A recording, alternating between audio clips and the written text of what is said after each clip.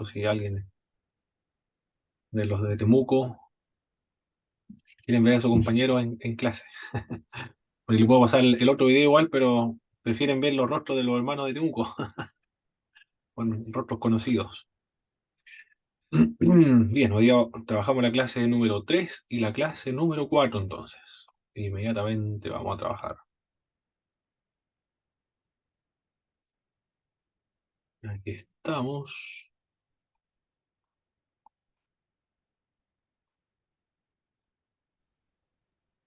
Mi computador parece que está un poco más rápido porque lo optimicé.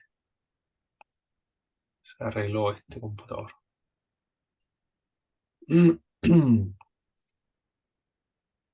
Estuvo toda la noche optimizándose, desfragmentándose. Y ahora avanza más rápido. Hay que hacerle mantención a estos equipos.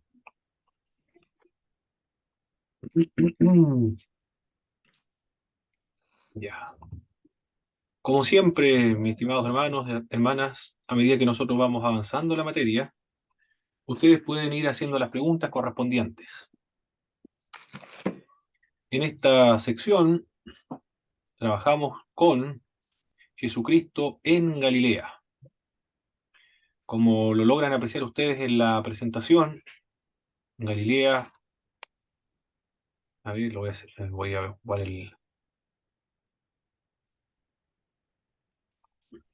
acá estamos, en Galilea de los gentiles. Pero, de acuerdo a lo que nos dice el Evangelio de Juan, Jesucristo comienza su ministerio público en Judea. El primer milagro que realizó el Señor Jesucristo, de acuerdo al Evangelio de Juan, fue en Caná de Galilea, de Judea.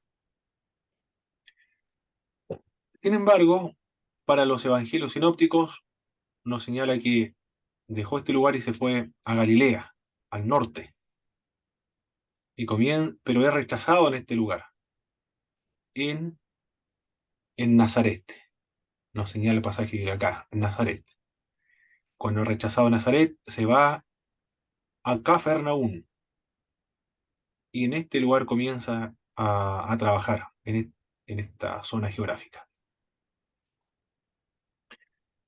En, en Mateo, capítulo 4, en el verso 12, nos dice el texto bíblico: cuando Jesús oyó que Juan estaba preso, volvió a Galilea. Ya, ¿a dónde estaba antes? Estaba en Judea. Quizá por eso los evangelios sinópticos señalan que, o le dan énfasis al ministerio público del Señor Jesucristo en Galilea, porque comienza cuando ya Juan el Bautista estaba preso y comienza a predicar. En cambio, el ministerio público de Jesucristo comienza simultáneamente con Juan el Bautista, y de hecho, Juan el Bautista bautiza en un lado del Jordán y Jesucristo bautiza al otro lado del Jordán. Es simultáneo, pero los evangelios sinópticos presentan a Cristo principalmente en Galilea de los gentiles. Y dejando a Nazaret, nos señala el Evangelio de Mateo, vino y habitó en Cafarnaún, ciudad marítima en la región de Zabulón y de Neftalí. Estas eran las antiguas regiones donde estaban asentadas las tribus de Israel. No estaban divididas las 12 tribus. La parte de Judea, la de Judá, pero en Galilea, Iturea, todos esos Fenicia, todos esos lugares, o en esa frontera se encontraba Zabulón y Neftalí. ¿Por qué el texto bíblico da una profecía? Cita a uno de los profetas del Antiguo Testamento, Isaías: tierra de Zabulón, Neftalí, tierra camino del mar al otro lado del Jordán, Galilea de los gentiles, el pueblo asentado en tiniebla vio gran luz, y los asentados en la región de sombra de muerte, luz le resplandeció. Porque no sé si recuerdan lo que leyeron en su libro de texto. ¿Qué ocurrió con esta ciudad de Zabulón y Neftalí?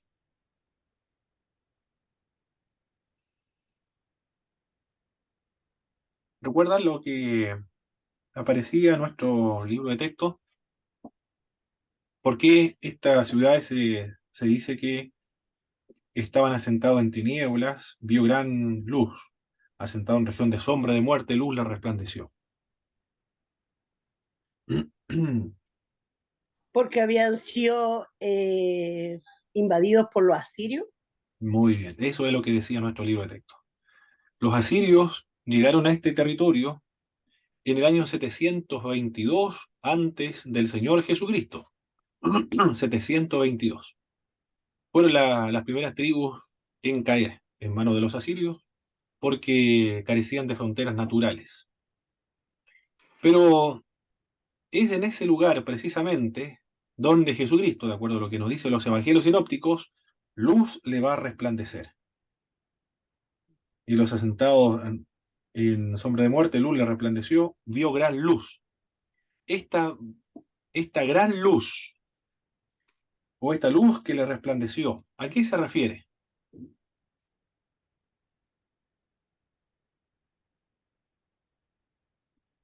A Jesús, A Jesucristo, muy bien. Y a la predicación del mensaje. La metáfora de la sombra o de la oscuridad, ¿qué quiere simbolizar? Pecado, incredulidad, quiere simbolizar muerte. Eso es lo que indica. Ignorancia en cuanto a los temas espirituales. Pecado y muerte. Ignorancia, pecado y muerte. Por lo tanto, esa situación, esa condición en la cual se encuentra este pueblo, se refiere a los antiguos habitantes, que fueron las primeras tribus en caer. Pero como hay israelitas acá en este territorio, ellos van a ser los primeros en recibir esta luz. La luz simboliza la vida, la santidad, simboliza la verdad. Por lo tanto, eso es lo que ellos los primeros en caer, van a ser, por decirlo de alguna manera, los primeros en levantarse, porque van a conocer la verdad, van a recibir la vida y también van a ser perdonados sus pecados o van a experimentar la santificación. Excelente. Vamos bien hasta ahora entonces, analizando este pasaje bíblico. Otra de las características que nos presenta el pasaje, estamos en Mateo capítulo 4, en el verso 15, nos da una característica del pueblo de esta región. ¿Cuál es la característica? Aparte de que estaba en tinieblas, muerte, ¿qué dice el pasaje bíblico acerca de este sector, de esta zona geográfica de Galilea? 2:15, Sí, 4:15, capítulo 4:15. 4, verso 15, sí, capítulo 4, verso 15. Tierra de Zabulón y tierra de Neftalí, camino del mar al otro lado del Jordán, Galilea de los gentiles. ¿Cuál es la Eso es característica? Sí, solamente ese texto bíblico. ¿Cuál es la característica de este pueblo? Aparte de estar al otro lado de Jordán y ser de Zabulón y Neftalí. ¿Qué tierra más? de gentiles, tierra de Perfecto. gentiles, Excelente. pueblo que Ahí no era está. judío. Muy bien. Es Zabulón de los gentiles. Este dato es muy importante. Los judíos, los puros, los que se consideran puros, estaban aquí, en Judea. Y acá también, por supuesto. También hay judíos, sí, es verdad. Pero acá son, ¿cómo se le denomina cuando hay varias culturas que están conviviendo juntas?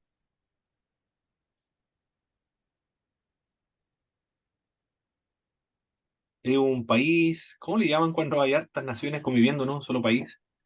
Este es un país pluralista, creo que le llaman, pero tiene otro nombre. Cosmopolita, ahí está. Cosmopolita. Cosmopolita. Cosmopolita, ya. Cosmopolita. Desapareció la... No se logra ver bien ahí cosmopolita. Es un pueblo cosmopolita. En Judea están todos los judíos y se consideran puros, mayoritariamente judíos en Jerusalén. la capital del pueblo de Dios. Pero Galilea también es judíos, pero esos judíos están acostumbrados a vivir con muchos pueblos. Por eso ellos le denominan Galilea de los gentiles, porque hay romanos, hay sirios, arameos, hay griegos y de muchas otras culturas, otros idiomas. Cuando una persona tiene contacto con varias naciones, con varias culturas, es diferente a aquel que vive solamente en una sola cultura. Logra empatizar cuando conoce varias culturas. Cariño, aprecio, empatiza con las otras culturas, con las otras naciones. No los considera como despreciativos, como rivales, sino que los considera como hermanos. Cuando alguien sale de la cordillera de los Andes, se va a Argentina, por ejemplo, a Uruguay, a Perú, Bolivia, en fin, todos los pueblos latinoamericanos, ya no los considera como extranjeros, sino que los considera como amigos, como hermanos, como de una misma cultura, porque empatiza, conversó con ellos, tiene amigos de otras tierras, de otras culturas. No lo desprecia bajo ningún punto de vista. Es diferente, es más amistoso, es más amigable, no es tan restringido o no es tan hermético en cuanto a, a su grupo social o a socializar. Por lo tanto, la gente que vive ahí en Galilea tiene esa característica. No es hermética, no es una persona que conversa solo con lo de su propia etnia, sino que ellos son muy amistosos, son muy amables. Y se nota, porque Jesucristo es de acá. Jesús el Galileo, Jesús el Nazareno es de esta tierra, de este sector. Por eso es que puede compartir con la mujer samaritana. Le dice, ¿cómo tú siendo judío puedes conversar conmigo siendo yo una samaritana? Porque él viene de allá, de Galilea de los gentiles, donde hay muchos gentiles. Amable, sociable, es cariñoso, es amoroso. No produce una reacción de superioridad, ni al estar en conversación con él hay un sentimiento de inferioridad, sino de un amigo o de un hermano. Tienen otro acento también, el acento porque cuando alguien está en contacto con otras culturas, adopta un acento neutral u otro tipo de acentos. Yo recuerdo un profesor que era chileno, y hace clase, se llama él Guillermo González, de ISUM, y él recorre toda América Latina. Y él tiene un acento muy particular, porque aunque es chileno, el acento chileno no lo tiene, sino que tiene un acento neutral, impresionante, porque él todo el año está viajando a Argentina, Uruguay, Colombia, Paraguay, México. No sé si ha llegado a Cuba también a hacer clases, pero recorre toda América Latina haciendo clases por medio de ISUM.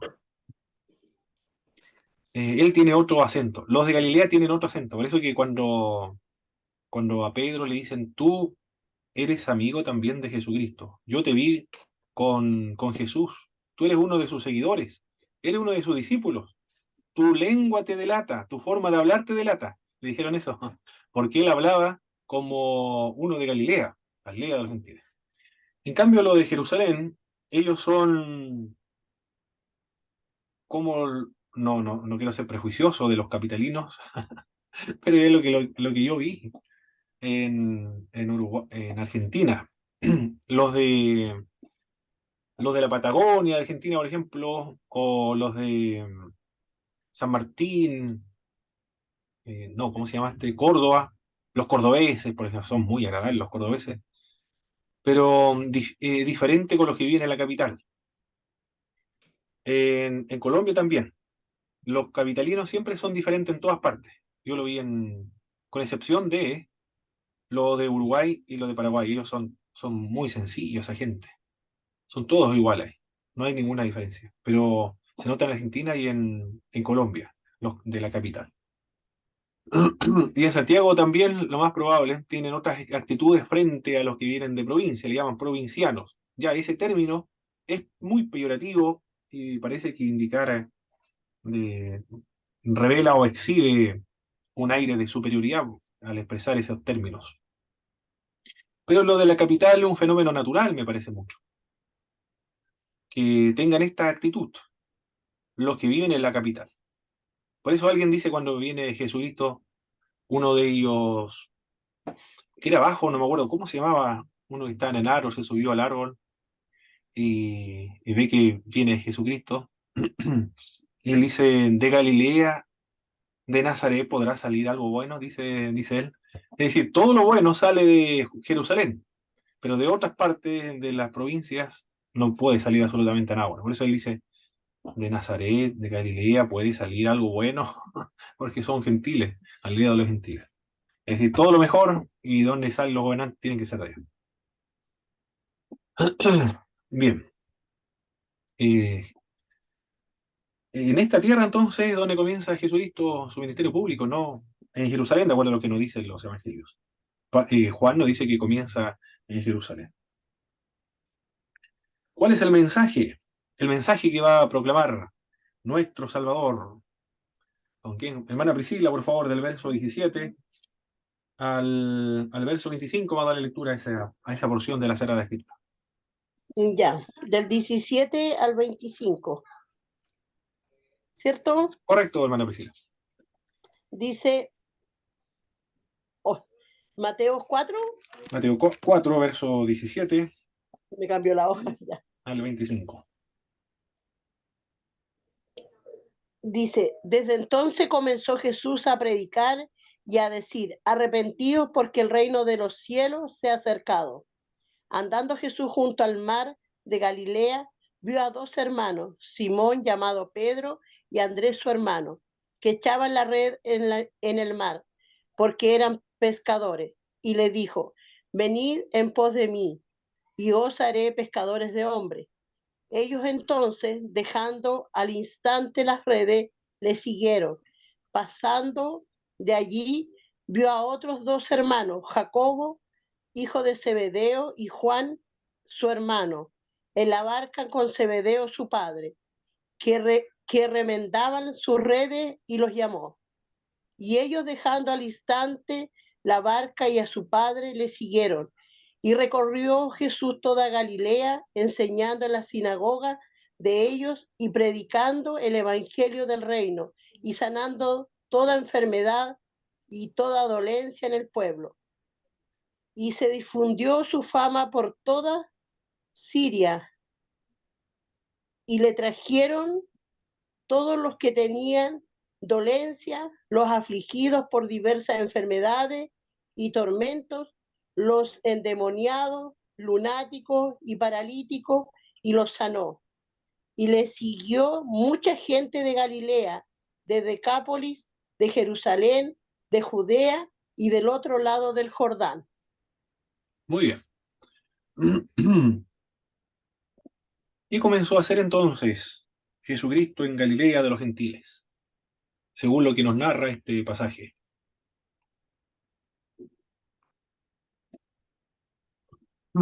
Comenzó a predicar. Perfecto. A proclamar el Evangelio, a predicar, eso es, proclamar. Proclamaba un mensaje. ¿En qué consistía ese mensaje?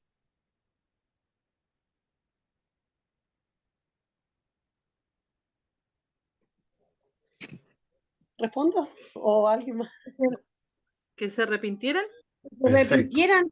El arrepentimiento. Muy bien. El reino de los cielos estaba cerca. Es el mensaje. El arrepentimiento. Esto es muy importante. Arrepentimiento. Fundamental. El mensaje del arrepentimiento es el mensaje evangélico. Es el mensaje de Juan el Bautista.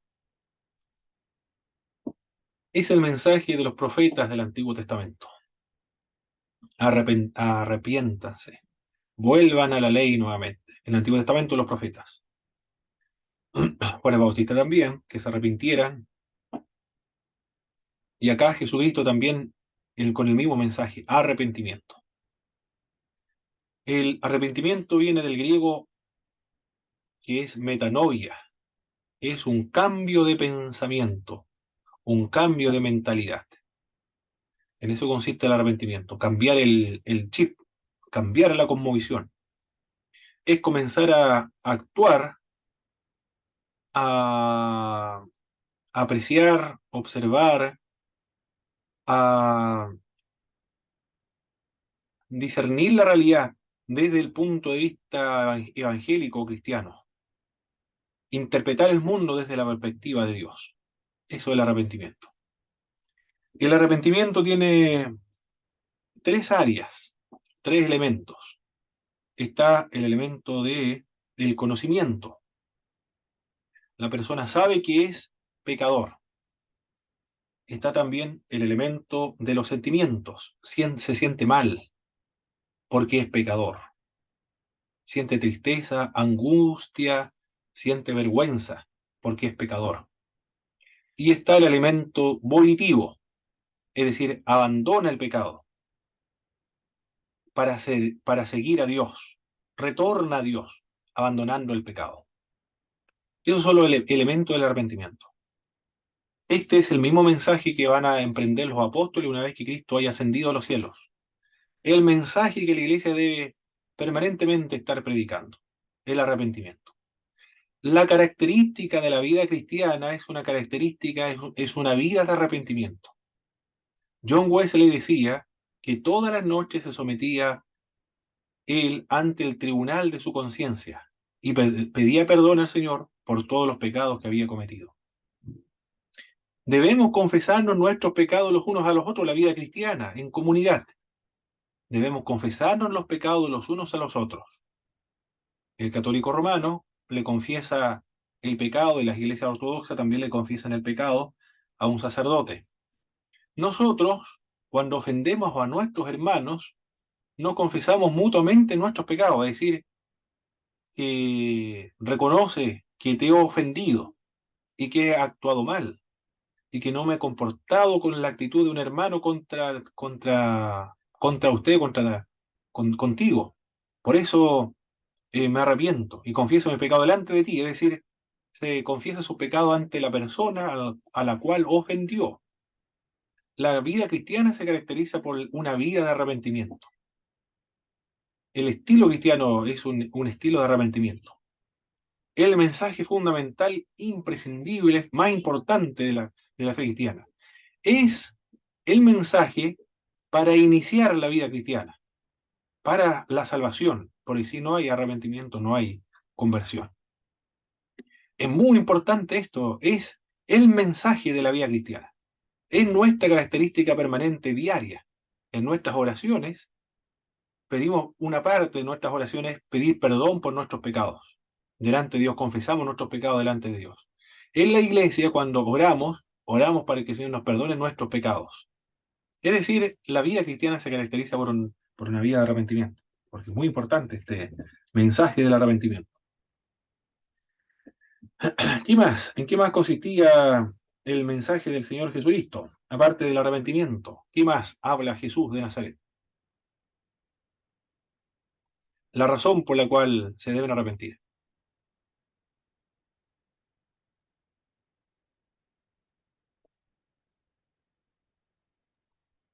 Porque el reino de los cielos se ha acercado. Perfecto. El reino de Dios. Mateo le llama el reino de los cielos. ¿Por qué cree usted? Parece que el libro de texto lo indicaba. ¿Por qué cree usted que Mateo omite el término reino de Dios y en su lugar sustituye el reino de los cielos?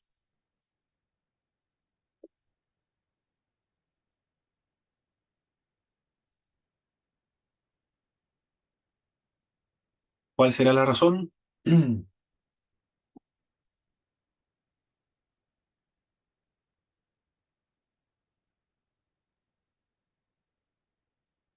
Recuerde que Mateo está escribiendo para los cristianos que provienen del judaísmo. Y ellos, para no violar el mandamiento de no tomarás el nombre de Dios en vano, sustituyen el nombre de Dios por otro.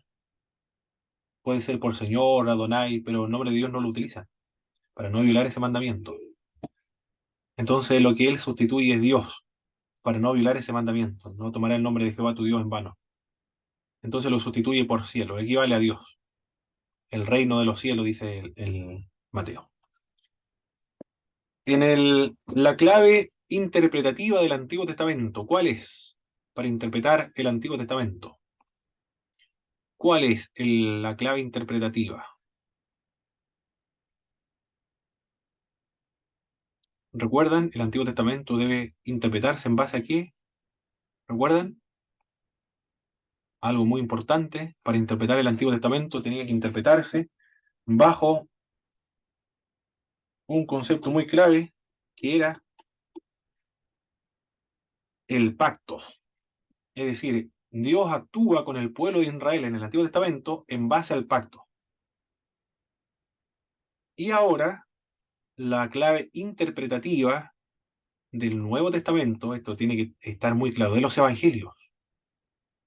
La clave para interpretar los evangelios es esta: el reino de Dios. Usted interpreta los evangelios teniendo presente este concepto o esta clave de interpretación: el reino de Dios. Miremoslos desde una perspectiva del Antiguo Testamento.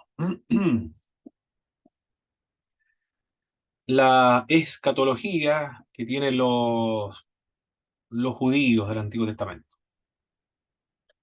¿Qué decían los judíos del Antiguo Testamento lo que va a ocurrir en los tiempos finales o los tiempos escatológicos?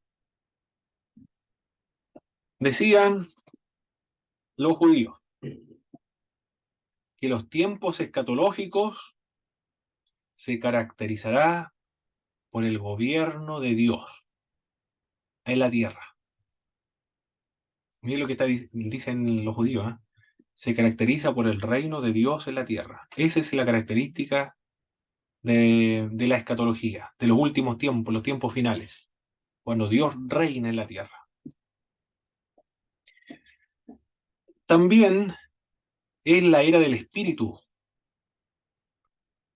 donde el diablo será atado. Miren lo que decían los judíos, ¿eh? La era del espíritu, donde ya no va a haber presencia demoníaca. También decían que en los últimos tiempos ya no habrá más muerte. Decía también, no hay más muerte, porque los muertos resucitarán. En los tiempos finales, los tiempos escatológicos, los muertos van a resucitar.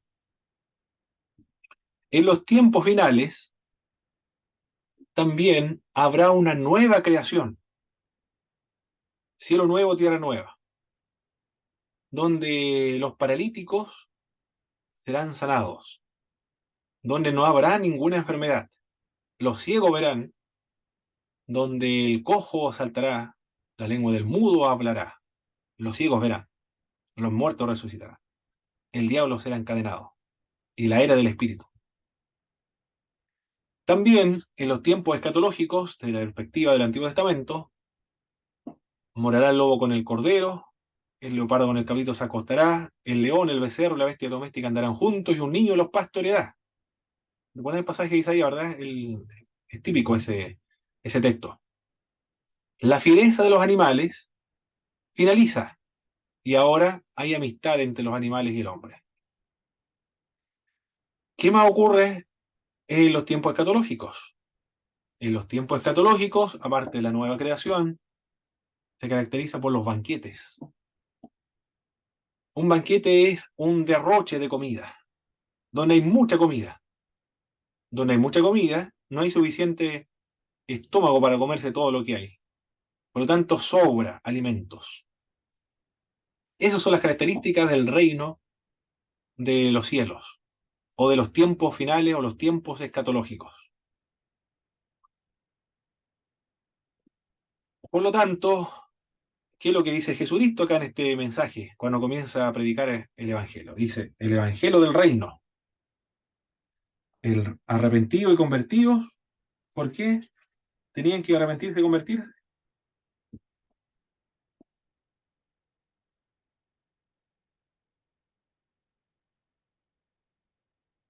Pueden activar su micrófono, hermano, no hay problema. Porque el reino de los cielos se ha acercado. Perfecto. Porque el reino, mire lo que está diciendo. Los tiempos escatológicos se caracterizan por el gobierno de Dios aquí en la tierra. Y para entrar al reino de Dios hay que arrepentirse, dice Jesucristo. Por lo tanto, en los tiempos escatológicos, los tiempos finales, ya han llegado, ya se ha iniciado. Lo que esperaban los profetas del Antiguo Testamento ya comenzó a ponerse en marcha. Es decir, el reino de Dios que ocurría en el Antiguo Testamento en los tiempos escatológicos ya ha llegado. Cristo lo inaugura. ¿Y qué es lo que hace Cristo para demostrar que el reino de Dios efectivamente, aquí lo está escribiendo, recuerde, lo está escribiendo Mateo, lo escribió para los judíos, que se ha convertido al cristianismo? ¿Cómo demuestra el Evangelio de Mateo que efectivamente el reino de Dios se ha acercado y ya ha llegado? ¿De qué manera lo demuestra? Recuerde lo que le dije anteriormente, cuál es la característica de los tiempos finales y los tiempos escatológicos.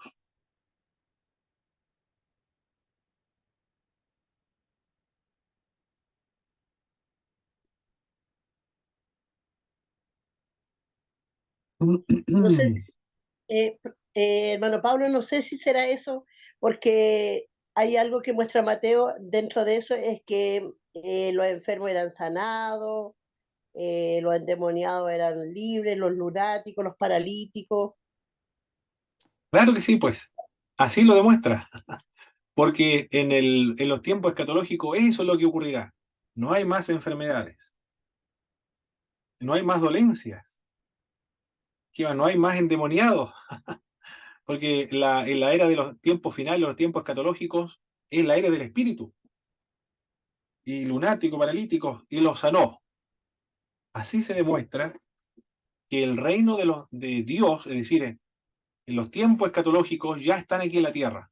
Ya se han iniciado. Ya no hay más enfermedad. Más adelante vamos a ver por qué Cristo resucita a los muertos. ¿Por qué cree usted que los evangelios dicen que Cristo resucitó a los muertos? Primero a Lázaro, Juan dice Lázaro, al hijo de la viuda, y no me acuerdo a quién más. Talita Cumi, a ti te digo, niña, levántate y levántate. ¿Por qué creen ustedes que Cristo resucitó a los muertos? ¿Con qué finalidad? Recuerde que los evangelios se interpretan en base a este concepto del reino de Dios o los tiempos escatológicos.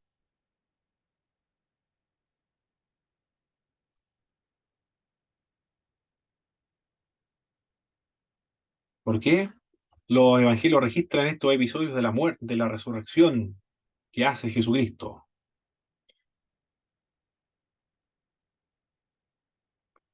Porque en los tiempos finales, en los tiempos escatológicos, ya no hay más muerte. Y es la época Mm, donde resucitan los muertos. Por eso Jesús está resucitando a los muertos para indicar que el reino de Dios ya ha llegado. Eso es lo que está diciendo. En, en Marcos, a ver, en Marcos, aquí vamos a leer el libro de Marcos, en el capítulo 1. Marcos capítulo 1, verso 13. Hermana Grisel, por favor, vamos a darle lectura a esa porción.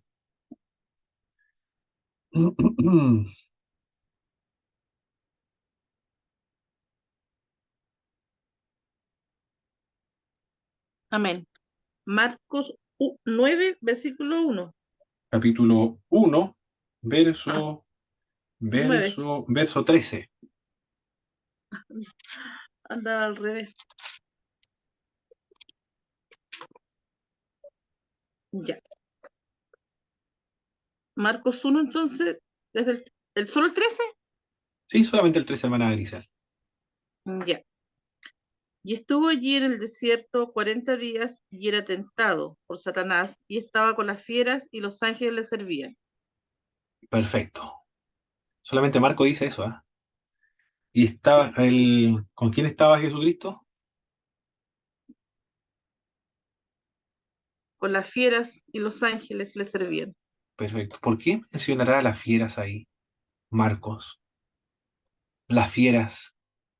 Estaba con las fieras. Y los ángeles le servían. ¿Por qué dirá eso? Está Cristo con las fieras.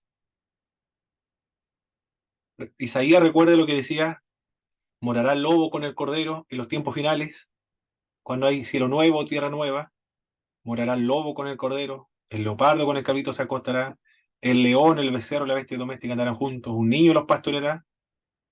Marco está diciendo eso. Ya se cumplió esa profecía, porque ahora está habitando con las fieras del desierto y los ángeles le servían.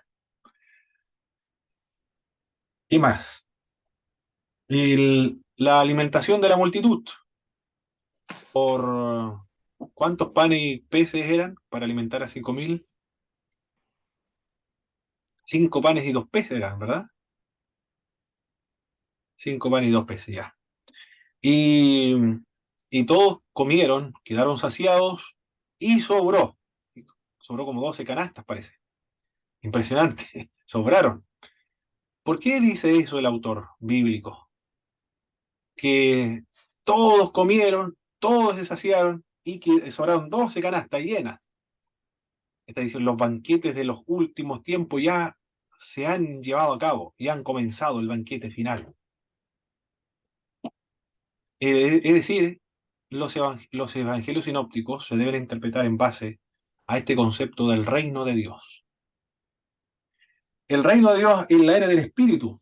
¿En qué momento ustedes ven en los evangelios cuando el Espíritu de Dios desciende? En los evangelios sinópticos, desciende. Cuando fue bautizado Jesús, Perfecto, en el río Jordán. Y después nos dice, y Cristo en el poder del Espíritu fue al desierto, impulsado por el Espíritu al desierto, para ser tentado por el diablo. Eso nos dicen los evangelios igualmente. Es decir, en los tiempos finales son la era del Espíritu, no ya de los demonios. Por eso ahora los demonios son expulsados y viene el Espíritu de Dios sobre la persona del Señor Jesucristo. Es decir, el reino de los cielos, el reino de Dios, los tiempos escatológicos han iniciado con la persona del Señor Jesucristo. Y también dice que yo vi a Satanás caer del cielo a la tierra y cuando expulsaba a los demonios, los apóstoles. ¿Cómo puede saquear la casa del hombre fuerte si primero no le ata? Primero hay que atarlo y después comienza a saquear su casa. Bueno, Satanás ya está atado. Y ahora Cristo ha comenzado a saquear la casa donde el diablo hacía de las suyas, el mundo. Ya ha atado al hombre fuerte entonces. Ya ha comenzado a saquear su casa. Ya han comenzado la resurrección de los muertos. Ya ha venido el Espíritu de Dios. Ya no hay muerte, llanto, clamor ni dolor, porque todas las cosas ya se han iniciado de nuevo. Ya se ha comenzado la nueva creación. Eso dice el apóstol Pablo en Corintios. De modo que si alguno está en Cristo, nueva criatura es. Las cosas viejas pasaron y aquí todas son hechas nuevas. Nosotros los creyentes somos nueva creación entonces. Por lo tanto, ya estamos en los últimos tiempos, en los tiempos finales, en los tiempos escatológicos. Ya el reino de Dios está presente en medio de nosotros. Cristo estableció este reino. ¿Cuáles son las características de este reino? Es un reino espiritual, invisible. Consiste en el gobierno de Cristo en el corazón de todos los creyentes. Donde la voluntad de Dios se obedece, ahí está el reino de Dios. Como se obedece en el cielo, así también en la tierra, ese es el reino de Dios. Para entrar a este reino de Dios hay que arrepentirse. Eso dice, arrepentidos, porque el reino de los cielos se ha acercado. Y la fe igual, dirá más adelante, Marco dirá eso más adelante. El arrepentimiento y la fe. Creed en el Evangelio. Arrepentidos y creed en el Evangelio, dice Marcos. Lucas, Mateo no lo menciona. Solamente dice arrepentimiento. Arrepentido porque el reino de los cielos ha llegado. Por lo tanto, nosotros estamos acá ahora en el reino ya, pero no todavía. En una tensión entre el reino ya, pero no todavía. Ya se ha iniciado el reino de Dios, los tiempos escatológicos, pero todavía no se ha consumado. Ya han resucitado los muertos, pero no todos, Cristo las primicias. Ya han sido expulsados los demonios, pero no todos. Ya fue atado Satanás, pero todavía está la cuerda muy larga, todavía no se ata definitivamente como en el milenio. Ya los enfermos han sido sanados, pero no todos. Si se ora por los enfermos y sanan, es porque ya estamos en el reino de los cielos y en los tiempos escatológicos. Y si no se sanan, es porque hay una tensión. Todavía seguimos en la antigua era. Estamos en una superposición entre la antigua y la nueva era. Estamos aquí. Aquí voy a tratar de hacerle en una buena parte quizás, no sé si voy. Esta es la antigua era. Supongamos que esta flecha es la antigua era. La antigua era se caracteriza por la muerte, el pecado, el dominio de Satanás, la escasez, el dolor. En cambio acá, aquí, comienzan los tiempos finales, los tiempos escatológicos, acá. Pero nosotros estamos aquí estamos nosotros en medio. Cristo inaugura los tiempos escatológicos. Y Cristo en la segunda venida pone fin a la antigua era y comienza la nueva era. En los tiempos, en la segunda venida de Cristo. Después acá nos encontramos con el milenio. Pero nosotros estamos ahí entre medio, entre la antigua y la nueva era. Ese es el lugar en el espacio y el tiempo en el cual nosotros nos encontramos. En el ya, pero no todavía. ¿Alguna pregunta con lo que estoy comentando, mis hermanas? No sé si hay alguna duda. Bueno, yo, hermano Pablo, nunca había escuchado esto. Yo siempre cuando algo me impacta, yo digo, esto me voló la cabeza. No había, sí había leído de los milagros, uno siempre está leyendo los evangelios y ve los milagros y uno se goza y la fe de uno crece por el escuchar uno mismo la palabra, pero nunca había asumido esa porción de la escritura de milagro, junto se ha acercado el reino de los cielos. Yo imaginé siempre que cuando arrepentidos que el reino de los cielos se ha acercado, siempre lo asumí a cuando uno le hablaba a un pecador, él se volvía a Jesucristo, lo aceptaba como Señor y Salvador, pero nunca había escuchado tan profundo lo que significa esto. Esto es como que cambia toda mi mentalidad a lo que yo creía antes. El hecho de que haya milagros, sanidades, que veamos paralíticos caminar, enfermos sanarse, es porque, como dice usted, estamos en un proceso para. No lo había visto así tan seriamente como lo estoy viendo ahora. O sea, no lo había escuchado así tampoco. Entonces estoy como todavía masticando esto. Muy bien. Para eso están los institutos bíblicos, hermano. Para profundizar en el conocimiento y comprensión de las Sagradas Escrituras. Y estas son las viandas. Estamos comiendo poroto nosotros ahora. Lo dicen los antiguos predicadores que decían, ahora a esta altura ya estamos nosotros para comer poroto, vianda, no leche. ¿Cómo lo interpretan los hermanos de nuestras iglesias cuando predican así? Vamos a dar poroto y ya no leche. Comúnmente es cuando alguien, una palabra doctrinal, o sea que es cuando es como arrepiéntete pecador, así como súper severa. Pero si uno Eso, predicara sí, esta sí. palabra en una iglesia, en nuestras iglesias, no sé qué pasaría. El darle poroto o vianda o legumbre es tirarle la oreja. hablarle duro a los hermanos. Así se interpreta quizá todavía, pero las viandas o las legumbres en la Biblia se refiere a una comprensión de las Sagradas Escrituras, a una comprensión de las doctrinas bíblicas. No se refiere de llamarle la atención a los hermanos, nada que ver, nada que no tiene nada que ver con eso. Es profundizar en la comprensión de la palabra de Dios. Eso es. En el cesacionismo, se dice en el cesacionismo, lo que no creen en los milagros, dicen ellos que los milagros, los dones espirituales, tenían la finalidad de autenticar el mensaje de los predicadores, de los apóstoles. Pero cuando venga lo perfecto, es decir, cuando se complete el Nuevo Testamento, según la posición de ellos, entonces cesarán todos los milagros, dicen estos grupos cesacionistas. Los dones espirituales tienen la finalidad de autenticar el mensaje evangélico. Eso es el argumento que ellos emplean. Pero al parecer, los milagros no tienen la finalidad de autenticar solamente el mensaje de los cristianos. Los milagros tienen la finalidad de indicar que estamos en el reino de Dios, en los tiempos escatológicos, en la nueva era, la era del Espíritu de Dios. Para eso, por eso hay milagros, para eso los evangelios relatan estos milagros, porque ya nos encontramos en los tiempos escatológicos.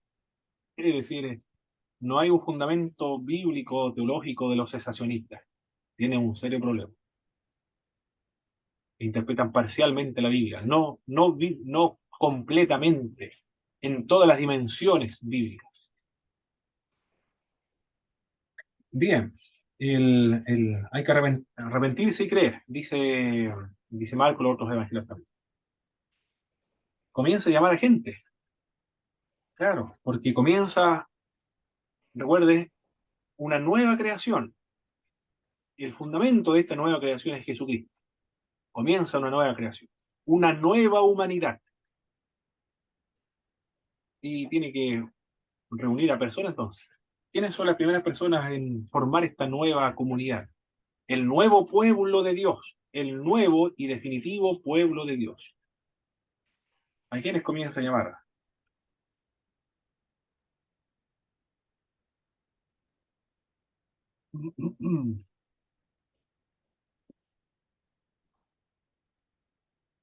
¿A quiénes llama? ¿Recuerda este pasaje que acabamos de leer? ¿A los discípulos? ¿Sí? Comienza a llamar a los discípulos. ¿Cómo se llaman estos discípulos? ¿Y en qué ellos se ganan la vida? Eran pescadores. Pescadores. Uno de ellos se llamaba Simón, Andrés, Simón y Andrés. Perfecto. Muy bien. ¿Y quién más fueron llamados? Jacobo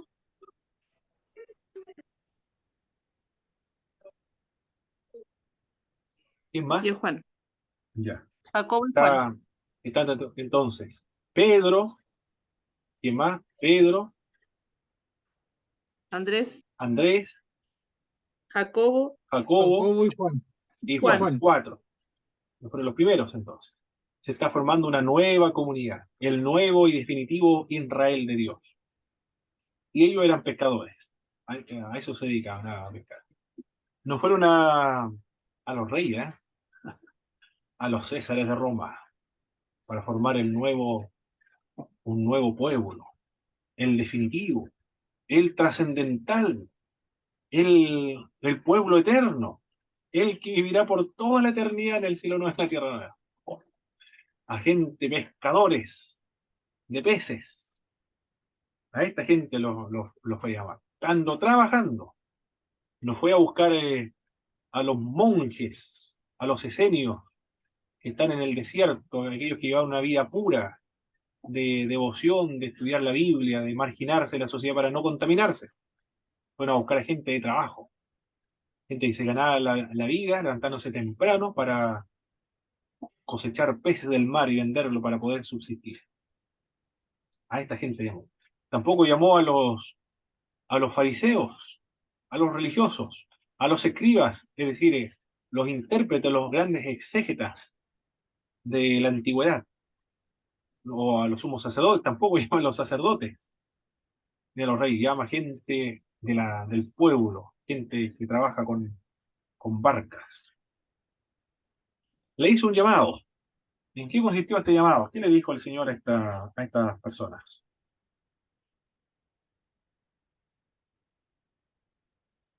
Venid en pos de mí. Muy bien. Le dio una invitación, ¿eh? Venid en pos de mí, ¿con qué finalidad? ¿Lo hará pescadores de hombres?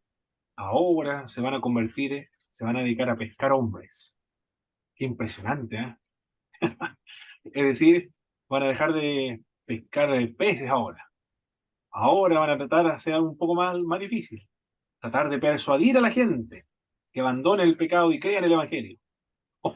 Es decir, arrastrarlo a Jesucristo, convencerlo de que Cristo es el único camino de salvación. Qué hermoso trabajo ese, ¿eh? Convencer a la gente, hablar a la gente, persuadir a la gente de que crea en el Señor Jesucristo. Ese es el nuevo trabajo que le llamó. Bueno, ellos saben cómo pescar. Ahora tienen que hacer lo mismo, pero con seres humanos.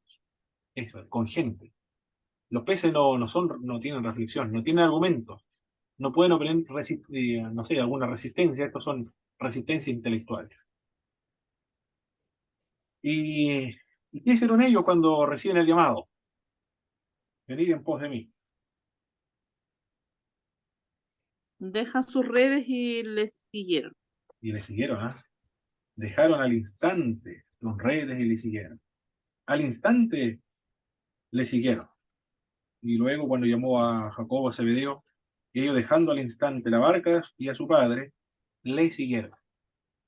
Esto se escribió con la finalidad de que el lector, el escritor, el que estaba escuchando, hiciera lo mismo que hicieron estas personas. Se escribió para estimular y para que la persona participe en las escenas y anime al lector a participar de la escena que se está contando. Cuando alguien está leyendo una historia, participa de esa historia. Se puede reír de esa historia o puede sentir tristeza también por esa historia. O lo puede también retar y lo puede animar en esa historia, lo puede desafiar. Acá también al lector, cuando venid en pos de mí y os haré pescadores de hombres, se lo está diciendo a Andrés, a Jacobo, a Juan, a Pedro, pero nosotros estamos participando de esa historia. Es decir, nosotros nos ponemos y empatizamos con Pedro, Jacobo, Andrés y Juan, empatizamos con ellos. Y el llamamiento que le hizo a ellos, también nosotros lo sentimos, como si nos estuviese diciendo a nosotros. Y nosotros haremos lo mismo que ellos hicieron, dejar al instante y le siguieron, es decir, seguir a Jesucristo. Por eso se escribió esta sección. Los que leían en la iglesia, estaban escuchando en la iglesia primitiva, tenían esa misma, o se sugería que tuviesen esta misma intención, seguir al Señor Jesucristo. ¿Cuál era el énfasis de Jesucristo de acuerdo a lo que nos dice Mateo? Recuerde que Mateo está escribiendo para, para los judíos que se han convertido al cristianismo. Los judíos son dados a la enseñanza, recuerda, la instrucción.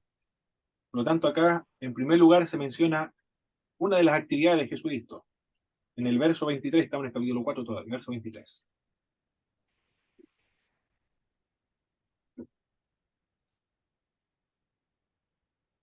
¿Qué es lo que hacía Jesús?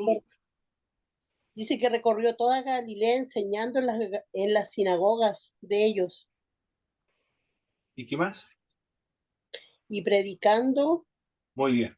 el En primer, evangelio del reino. en primer lugar, ¿qué es lo que hacía?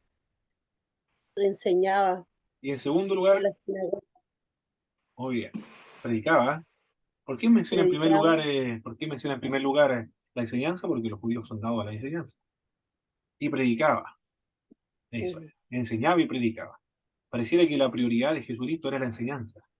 Es decir, la enseñanza es fundamental en el cristianismo y en la fe. Muy importante la enseñanza en las iglesias.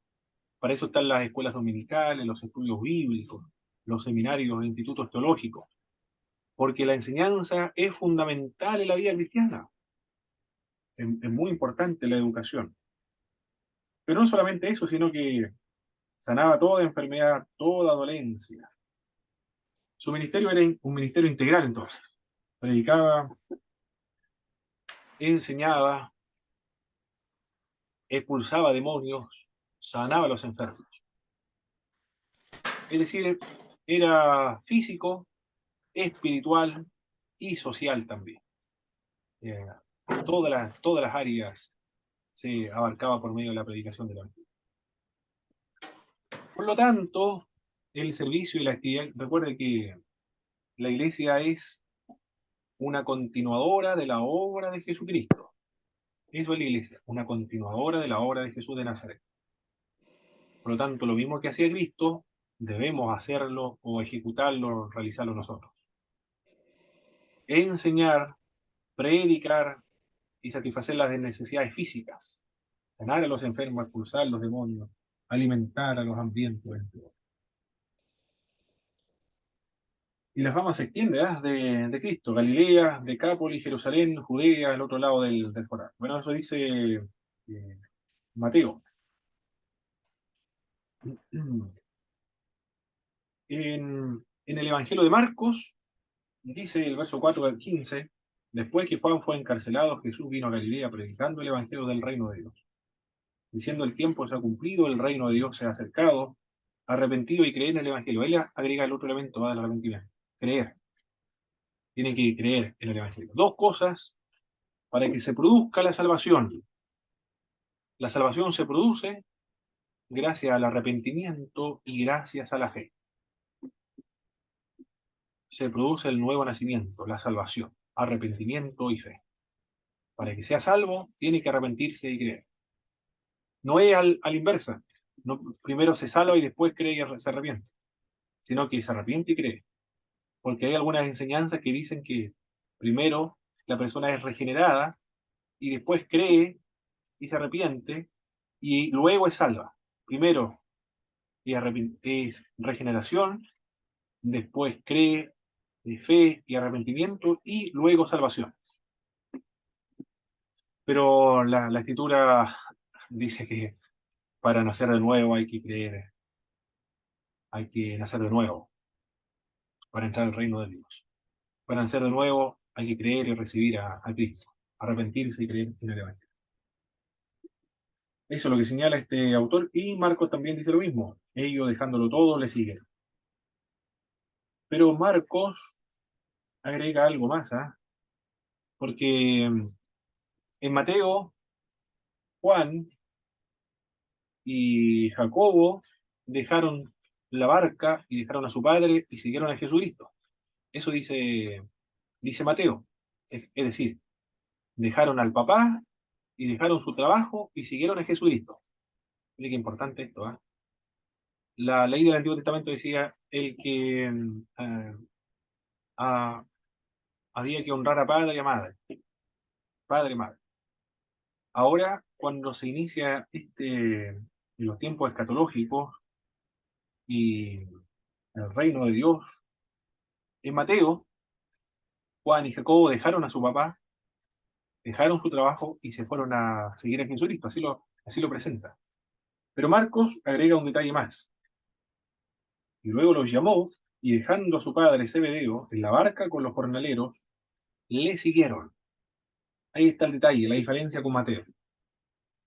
Marcos está diciendo que habían jornaleros. Los jornaleros van a ayudar al papá, entonces no es que lo dejaron solo, porque tiene trabajadores que ayudan al papá.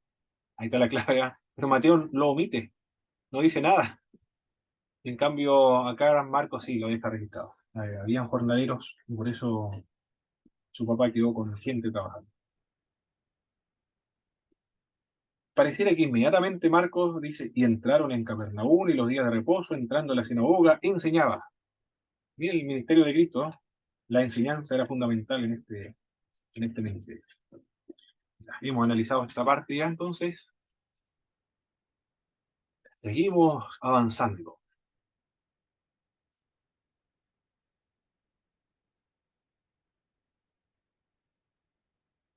Vamos con la otra presentación.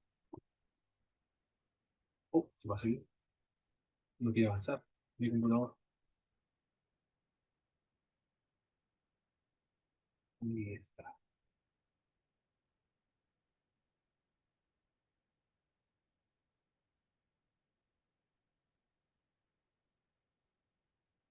Bien. Comienza el periodo de la popularidad de Jesucristo. Se instala en Cafarnaúm. Nos dice el capítulo 4, verso 13 al verso 17. Bueno, ya leímos esa parte. En Cafarnaúm llama a los primeros discípulos también. Ya lo terminamos de leer igualmente. Vimos Cafarnaúm. Se había profetizado acerca de Cafarnaúm. Va a haber gran luz. Era un centro comercial este lugar, Cafarnaúm, de actividad comercial. De la región servía como base para las actividades de Jesucristo. Mateo ve el ministerio de Jesús en aquel lugar, el cumplimiento de la profecía de Isaías. La imagen de las tinieblas ya lo expliqué, se refiere al pecado, la muerte, la ignorancia en temas espirituales. Hay un autor, Joachim Nilka, dice con respecto a este episodio: es indiscutible que el centro de la predicación de Jesús lo constituía el reino de Dios. ¿Recuerda cuál es la clave de interpretación de los evangelios? La clave interpretativa para entender los evangelios sinópticos. ¿El reino ¿Recuerdan? de los cielos? El reino de Dios o el reino de los cielos. Perfecto. Eso es indudable. Eso es lo más fundamental. En base a aquello se interpreta y se entiende los evangelios.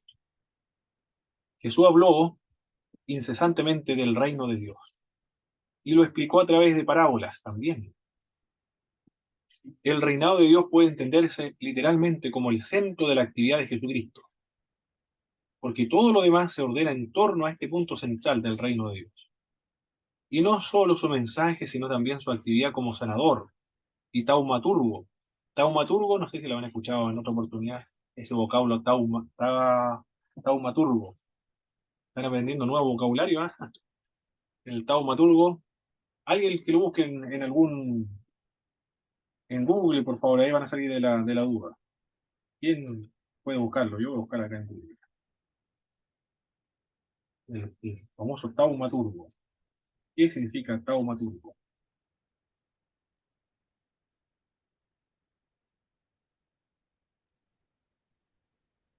Persona que tiene poderes para hacer milagros o actos prodigiosos.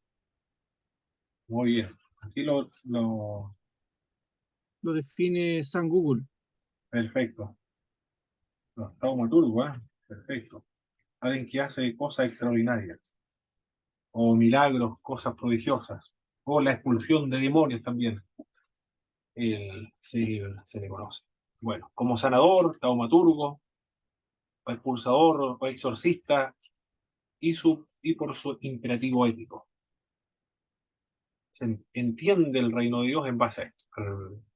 Perdón, los evangelios en base al reino de Dios. Gordon Fee, profesor de hermenéutica, señaló que en esta tensión entre el ya, pero no todavía, del reino de Dios, se encuentra la clave hermenéutica para la gran parte del Nuevo Testamento, y especialmente para el ministerio y la enseñanza de Jesucristo. Como el reino, el tiempo del gobierno de Dios ha sido inaugurado con la venida de Jesucristo. Se nos invita entonces a tener vida en este reino, que quiere decir vida bajo el señorío de Jesucristo, aceptado y perdonado gratuitamente, pero consagrado a la ética de la nueva era.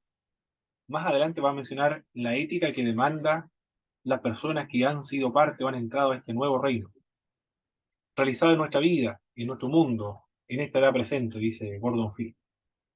José Martínez, por otra parte, en su libro Hermenéutica Bíblica, resume las características del reino El reino, dice José Martínez, es el reinado de Dios. Es el reinado de Cristo, es el reinado, este reino es una realidad presente y futura. Ahí está la clave, ¿eh? Recuerda cuando hicimos el esquema, el reino de Dios es tanto presente como futuro, porque nosotros nos encontramos acá,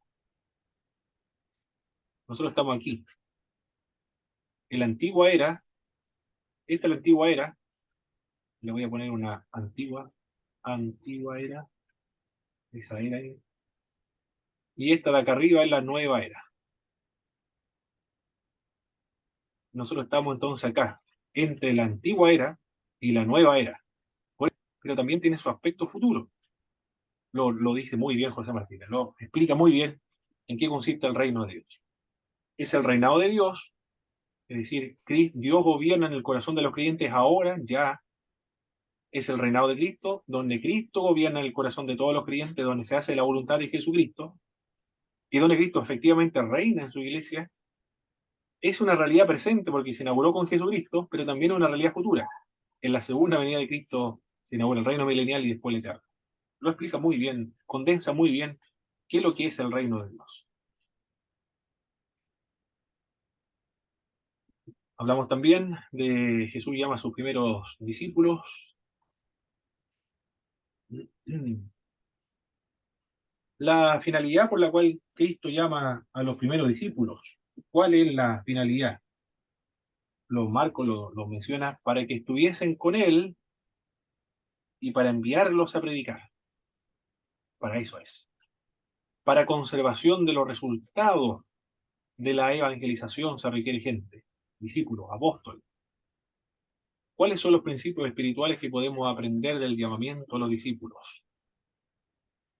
El llamamiento de Cristo se relaciona con la enseñanza de la palabra de Dios.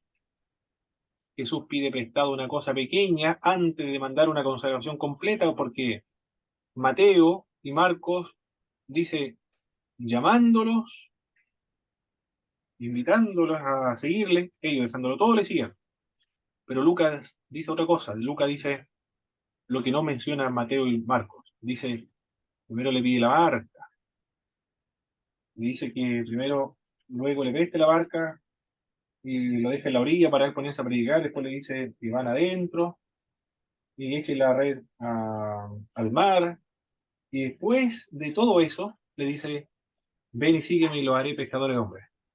Es decir, es diferente a lo que menciona Lucas. Lo omite Mateo y Marcos, porque ellos quieren una reacción inmediata, al instante de la gente que escucha la lectura de los evangelios. Y Lucas dice, no, cuando recibe el llamamiento, hay previos antecedentes que, que le sugieren o estimulan luego al seguimiento de Jesucristo por el milagro de la pesca milagrosa, por esta pesca extraordinaria que se produjo. Bueno, comienza el llamamiento con una cosa pequeña y luego una consagración completa total. Una actividad de fe y obediencia es la mejor preparación para realizar milagros. El milagro que resulta es una parábola, una lección objetiva. Si ellos obedecen, van a obtener resultados, porque ellos obedecieron. Tirar las redes y trajeron una multitud de pescados. Ahora también, si ellos obedecen a seguirle, también se producirá el mismo resultado. Estos resultados no son materiales, son resultados espirituales. No son liberación de la muerte, porque ellos van a morir. Pedro, por ejemplo, crucificado al revés en Roma. Y estamos entonces en este lugar, en Galilea.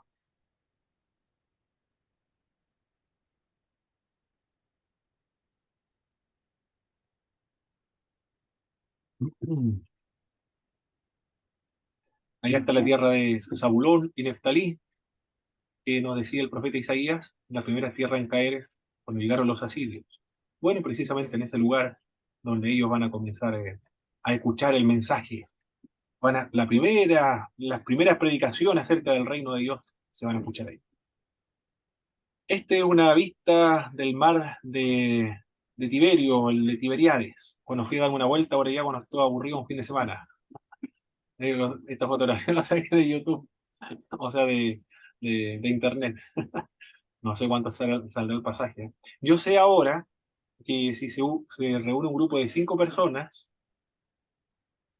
y van a conversar con el embajador de Israel, el embajador de Israel en Chile le paga un viaje gratis, todo pagado, a visitar Israel. Los judíos mesiánicos, los de raíces hebreas, una secta herejía dentro de los evangélicos, antitrinitarios, conocen estos movimientos, son amigos de los embajadores de Israel, invitan a los embajadores de Israel en las iglesias, oran por ellos, eh, y ellos saben cómo financiar estos viajes, han ido varias veces ya, varios. Pero así funciona, 5 se reúnen, conversan con el embajador, quieren ir a conocer Israel y le pagan todo el pasaje. Finalidad política tiene esa finalidad. Eso es una vista del mar de Tiberiade, o el mar de Tiberio. Acá tenemos una vista general, aérea, de la línea costera del mar de Galilea. Ahí tenemos el monte de las bienaventuranzas, donde Cristo dio a conocer la ley, la nueva ley de Cristo, la ley de la libertad. Cafarnaúm está allá en la esquina. Betsaida, Corazín, Caná y Magdala. Ahí estamos entonces, una vista panorámica de estas tierras donde anduvo Jesucristo. Es fértil la tierra, ¿eh? ¿Cómo se logra apreciar ahí? No es tan desértica, de muy buen clima también. Ahí estamos en Cafarnaúm. Aquí Cristo comienza a realizar diversos milagros. Primero libera un endemoniado. Vamos a leer Marcos, nos dice la cita bíblica. Marcos capítulo 1, del 1 al verso 28.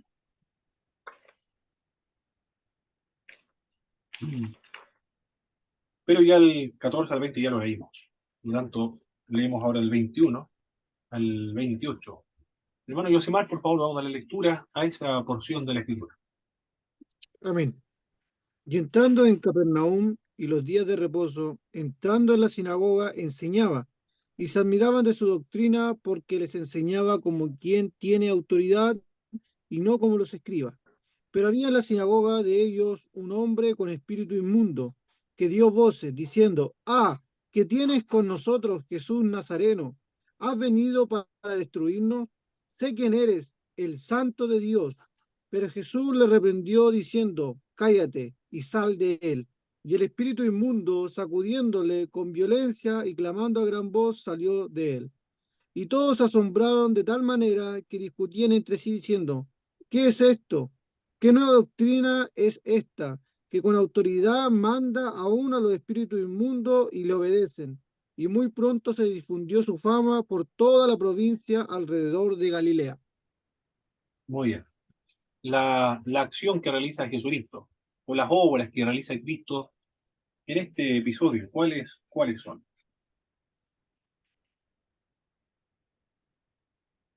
Primero, aquí nos encontramos en Cafarnaúm, o Capernaum. Lo primero enseñaba. Y enseñaba. Impresionante, se repiten en Mateo, Sí, lo primero. ahora Marcos. Es decir, la enseñanza es fundamental. Algunas iglesias le tienen miedo a la enseñanza, dice que le va a apagar el espíritu, o se van a volver más carnales, o se van a echar a perder, van a perder el fervor religioso, o el fervor espiritual. No sé cómo leerán los evangelios, ¿ah? O si leerán o no, o si leerán el evangelio, ¿no? Porque una y otra vez el énfasis de Jesucristo en su ministerio era la enseñanza, la educación. Y una y otra vez se repite esta idea. Enseñaba en las sinagogas, los días sábados. ¿Y cuál era la característica de esta enseñanza que lo hacía ser diferente a los otros enseñadores o profesores o maestros judíos? Que era con autoridad. Era con autoridad, perfecto. Eso nos dice el pasaje bíblico. Le enseñaba con autoridad. La la autoridad en la cual basaban sus enseñanzas los rabinos, aquí lo voy a anotar, a ver, ¿cómo lo puedo anotar? No, está aquí la petita.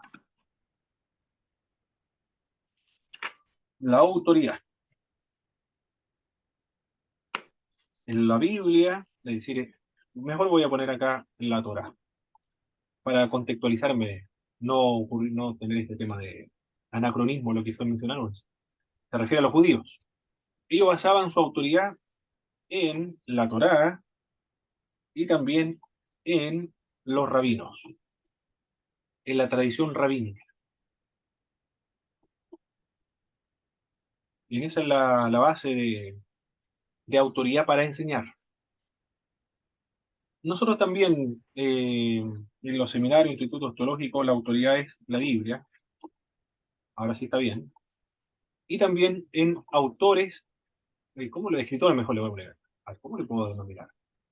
Autoridades mejor, Biblia y escritores mejor, escritores, pero que sean autoridad, Biblia y escritores autorizados, o prestigioso mejor, prestigioso, ya.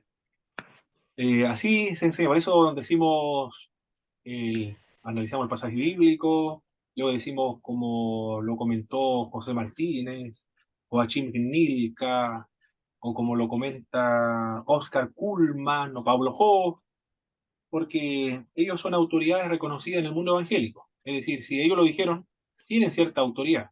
Pueden estar equivocados, pero tienen cierta autoridad, cierto prestigio en el mundo académico. También ocurría lo mismo con los judíos en esta época. Es decir, lo que yo estoy diciendo no lo estoy inventando yo, no lo estoy diciendo yo, no se me ocurrió a mí, no me lo soñé, sino que lo que yo digo lo está en la Biblia y también lo dijo un rabino tanto, de tal época, y está escrito en este escrito. Así también, por eso todos los profesores actualmente enseñan así. No es que yo lo estoy inventando, me lo soñé, una revelación, sino que está en la Biblia, y lo mismo dijo también Gerhard von Rath, por ejemplo.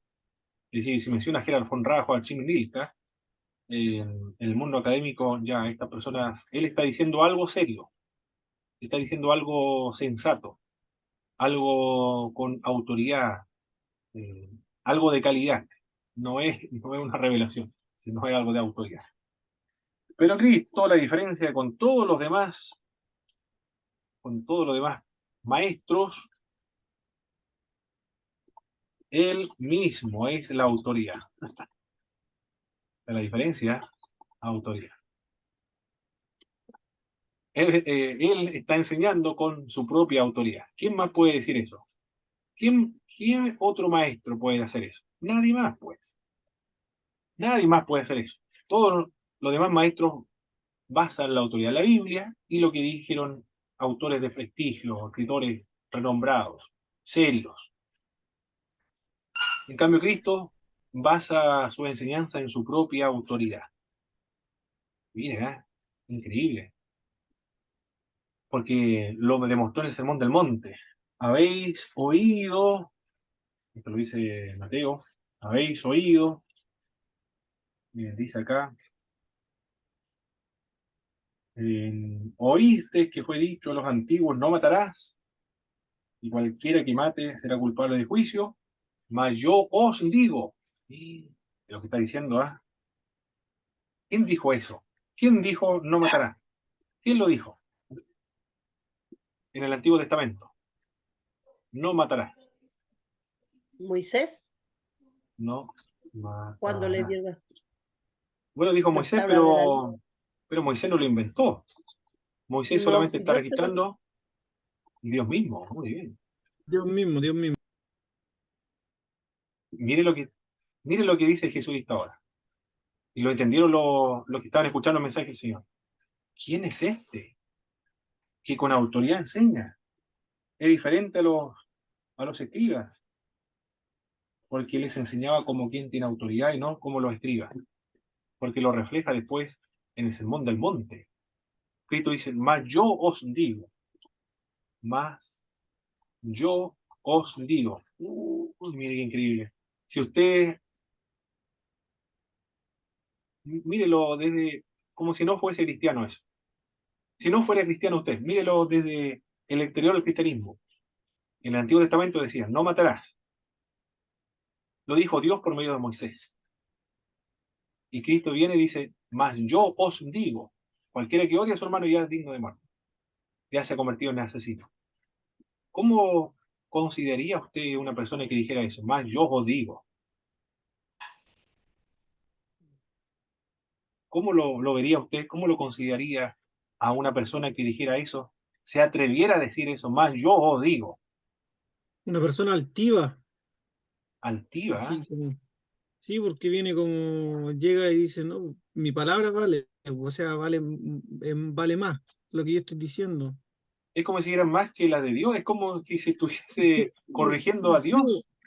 sí, pues como que, porque se está sobreponiendo, más yo os digo, escuchaste que dice, no matarás, pero más yo os digo, le dice que Claro. está sobreponiendo lo que él dice ahora. Y es el fundamento de fe de los antiguos, de los judíos del Antiguo Testamento. Sí, pues, Es sagrado. Para Moisés, nosotros, en la ley del Antiguo Testamento es también canonizado y sagrado. Pero ahora dice, más yo os digo, es como si estuviese corrigiendo, profundizando más lo que había dicho. ¿Quién más puede hacer eso? De corregir o de profundizar lo que ya se había dicho en el Antiguo Testamento.